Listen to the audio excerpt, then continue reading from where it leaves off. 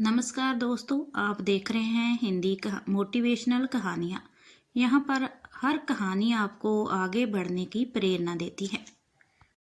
मंदिर में बजती हुई घंटियों के बीच उसकी पायल की छन छन सुनकर तन्या ने पीछे मुड़कर देखा।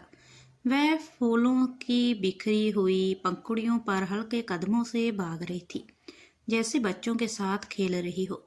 वह उसकी बचपन की सखी माला थी। माला तन्या का प्यार रही है बचपन से। एक अल्हड़ से जिंदगी जी रही थी उसके साथ।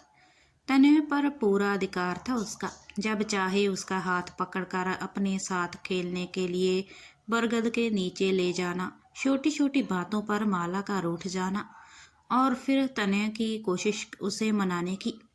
पूरे गांव में उनकी जोड़ी राधा कृष्ण के नाम से जानी जाती थी।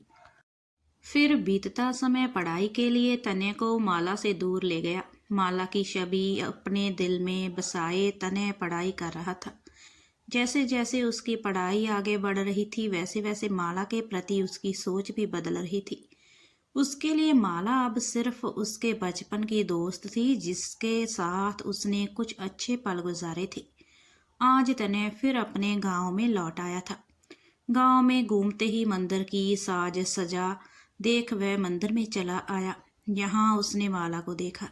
एक सुंदर और बेपरवाह हंसी हंसती हुई माला उसके मन भा गई।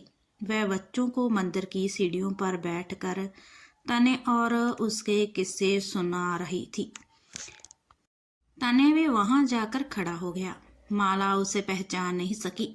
तने भी माला को पहचान नहीं पाया।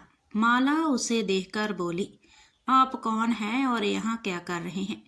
जी, मंदिर की डेकोरेशन देखकर अंदर चला आया। बहुत सुंदर लग रही है। आज कुछ खास है शायद? जी हाँ, आज हमारे प्रधान जी के सुपुत्र श्री तने जी का जन्मदिन और उनकी वापसी है। माला की आंखों में चमक थी। अपना नाम सुनकर तने चौंक गया। फिर उसने शांत होते हुए पूछा, अच्छा, वैसे आपका नाम क्या है? बताएगी प्लीज? देखो मिस्टर, मुझसे फ्लर्ट करने की कोशिश भी मत करना, वरना मुझसे बुरा कोई नहीं होगा। समझ गए ना? वैसे भी अब मेरी शादी होने वाली है, इसलिए मेरे पास फटकने की कोशिश भी बेकार है। और वैसे भी तुम तो कोई शहरी हो, तुम्हें तो कोई मॉडर्न मेम साहब ही संभाल सकती है। अच्छा चलो हटो यहाँ से। बड़े आए, आपका नाम क्या है जी? ये कौन होता है मेरी इंक्वायरी करने वाला? माला बड़बड़ाते हुए वहां से चली जाती है।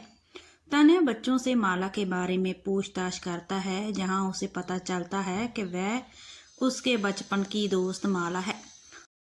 उसने स्नातक डिग्री हासिल की है और अब उसकी शादी तन्या से होने वाली है। तन्या तो इस रिश्ते के लिए मना करने के लिए ही वापस आया था, लेकिन अब वह माला को अपने जीवन साथी के रूप में देखकर बहुत खुश था। उसने अपने पिता से कहा कि वह उसकी पहचान अभी किसी को ना बताए। शाम को पूजा के समय ही वह सबके सामने अपनी पहचान जाहिर करेगा। उसके बाद वह फिर मंदिर पहुंच गया, जहां माला पूजा का सामान इकट्ठा कर रही थी। हेलो, सारी तैयारियां कर ली पूजा की? तुम फिर यहाँ आ गए? तुम्हें समझ नहीं आता? दूर रहो मुझसे। दूर ही तो हूँ तुमसे। तने सीधा खड़ा हो गया। माला वहां से जाने लगी तो तने ने पीछे से बोला, वैसे किसी गांव के गवार के साथ अपनी जिंदगी बर्बाद करने से अच्छा है कि मेरे साथ शहर में एक अच्छी जिंदगी गुजारो। माला को परेशान देखकर तने की हंसी रुकने पर बहुत मुश्किल से रुक रही थी। माला वहां से चली जाती है। तने बार बार उसे परेशान करता था और वह गुस्से को पीकर मंदिर का प्रबंध देख रही थी। शाम तक तने और माला की नोकझोंक चलती रही। पूजा का समय हो गया था, इसलिए तने तैयार होने चला गया। माला का मन था कि पूजा में जाने का, इसलिए वह अपने बचपन के प्यार अपने जीवन साथी को देखने के लिए उत्सुक थी। शाम को मंदिर में चहल पहल थी। सभी लोग पूजा में शामिल होने के लिए आए थे। माला भी सफेद रंग के लहंगे में बहुत सुंदर लग रही थी। यज्ञ वेदी सजी हुई थी। पंडित जी ने जजमान को आमंत्रित किया। तने अपनी जगह पर आकर बैठ गया। पीले कुर्ते में उसकी शख्सियत निखर रही थी। माला का चेहरा फक पड़ गया। उसे यकीन नहीं हो रहा था कि जिस लड़के ने उसे सुबह से इतना परेशान कर रखा था वह उसका तनय था। अब उसका गुस्सा सातवें आसमान पर था। पूजा खत्म होते ही वह तने को अपने साथ बरगद के नीचे ले गई। तुम मुझे परेशान कर रहे थे बचपन से, शर्म नहीं आती? अपनी होने वाली पत्नी से कैसा शर्माना। तभी एक ठंडी हवा का झोंका उन दोनों को सहला गया, मानो जैसे कह रहा हो कि बचपन से लड़ते हुए आ रहे हो, अब तो शांत रहो, अपने बचपन के प्यार को नए आयाम दो।